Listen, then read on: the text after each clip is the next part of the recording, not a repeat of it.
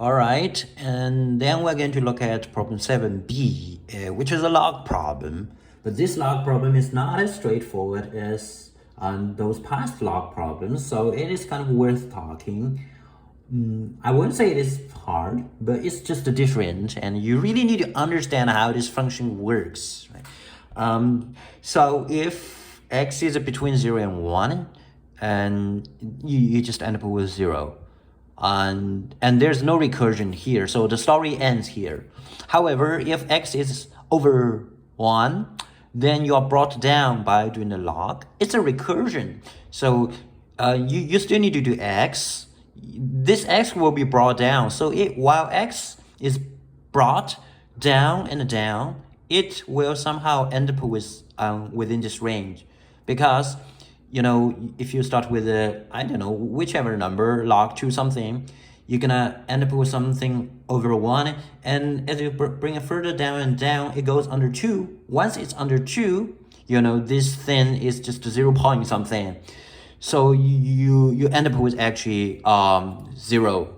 However, the thing is that there's a +1 in front. That is to say, everything you bring it down, every time you bring it down, you have to pay a price. The price is 1.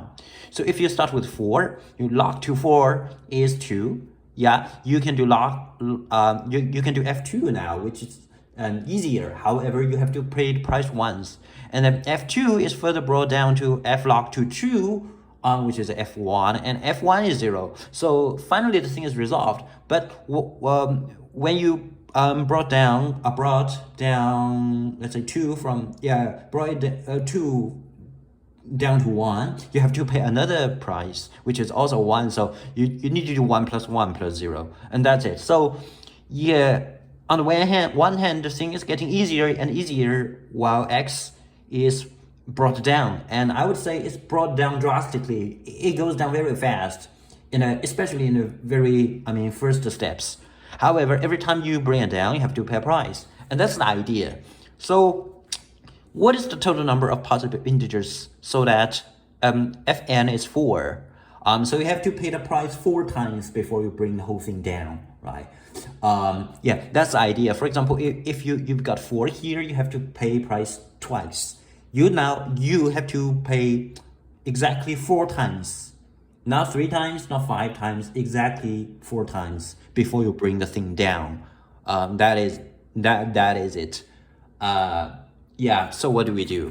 So let's see. So to bring, let's say f2 is just you have to bring it down to f1. But you have to pay price 1, right? Let's say this is the price. You have to pay price, right? For f4, you have to first bring it down to f2, and then you bring it down to f1, and you're gonna pay price. So you're gonna pay 2. You're gonna pay 2 as the price. And what's the next?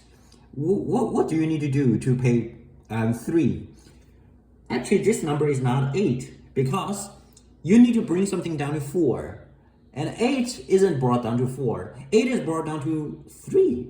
And 3 is brought down directly to 1 point something. And 1 point something is brought down to under 1, 0 point something. Yeah, so 8 actually make you pay 3. 3, but 8 is not the highest number. 8 is not bound. This number is actually 16, because 16 is 2 to the power of 4, right? 2 to the power of 4. This is what we mean. 16 is brought down to 4 because log to 16 is 4.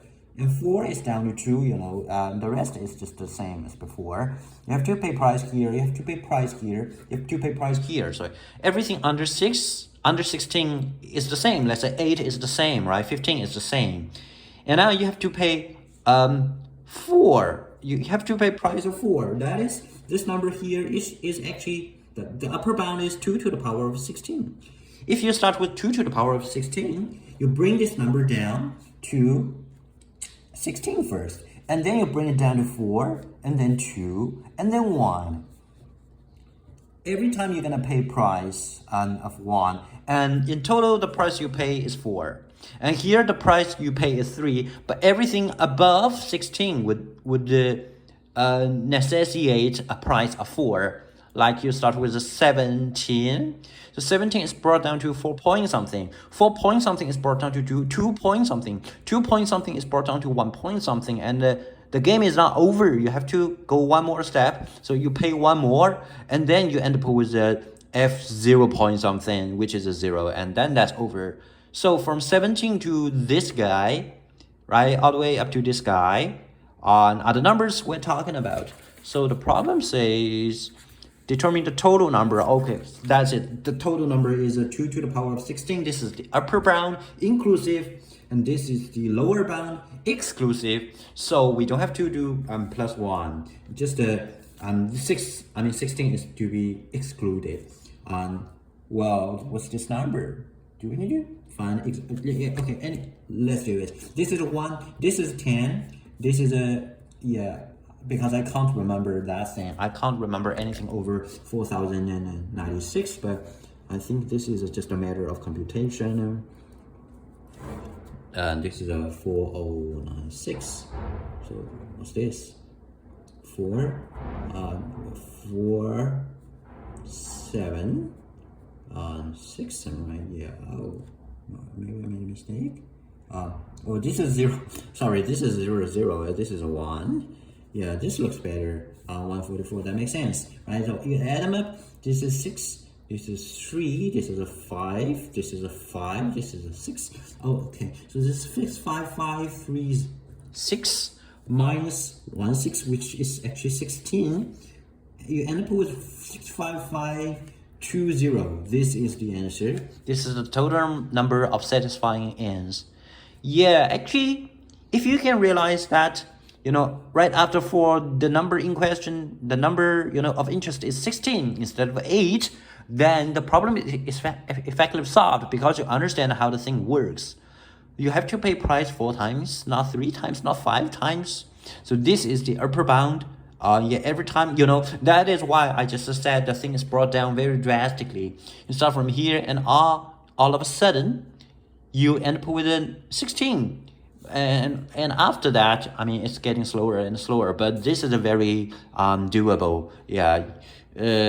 So this is actually the thing. And actually the next number would be 2 to the power of this guy. 2 to the power of this 6, 5 something 5 digit thing. This is a not quite doable, if you don't use any computation tool. So I think that is why the problem just asks for n, which makes fn equal to 4, and this is it. Okay, anyways, this is a not hard problem though.